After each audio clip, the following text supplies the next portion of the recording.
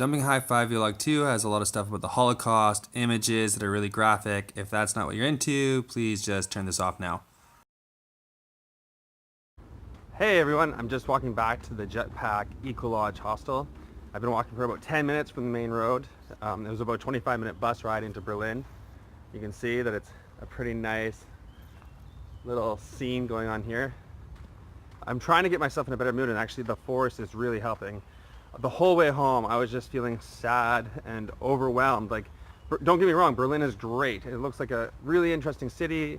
It's been very interesting very easy to get around.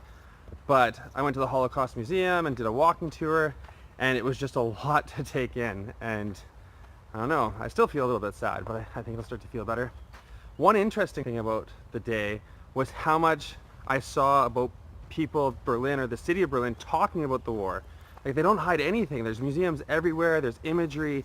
When you go into the subway, there's sayings and quotes that, you know, if it could happen once before, it can happen again in the future, and so we have to remember. So after touring the museums, I went on this tour with this excellent tour guide named Sam.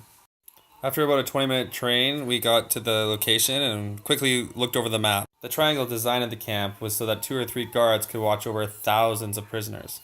Where prisoners entered the camp, there were signs that said, "Work will set you free."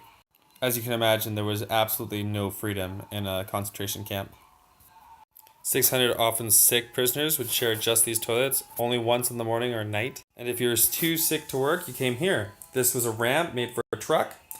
It would pull down to here. Hundreds of Jewish people would go here every single day. They'd be checked by a doctor to try to make everybody calm so that they didn't feel they were in danger. You can see the pipes within the individual rooms. This was solely so that the gas from one truck, the carbon monoxide, would kill everybody that was in these buildings. And it would be hundreds of people at a time. When they were checked for a doctor, they were actually checking their teeth to try to get any gold or valuable out of them. And then they were brought over here into the furnaces. And there were 6 furnaces here that burned up to 6 humans at a time. And when you start looking at this is a factory designed to kill and destroy the evidence of human beings' lives. It's really, really harsh.